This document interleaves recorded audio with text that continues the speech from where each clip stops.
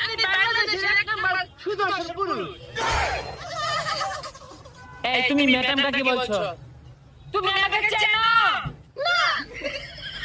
না মানে ম্যাডাম, আপনার যে বাংলাদেশের সুদর্শন পুরুষ ঘোষণা করছে, আপনার কি আছে?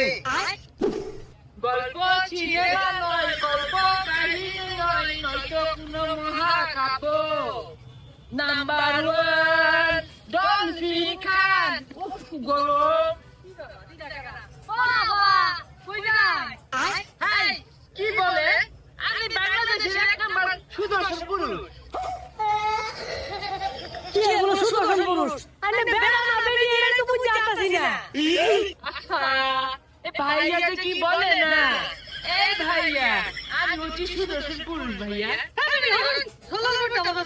তুমি কি বেড়া একটা বেরিয়ে নাকি? আউ!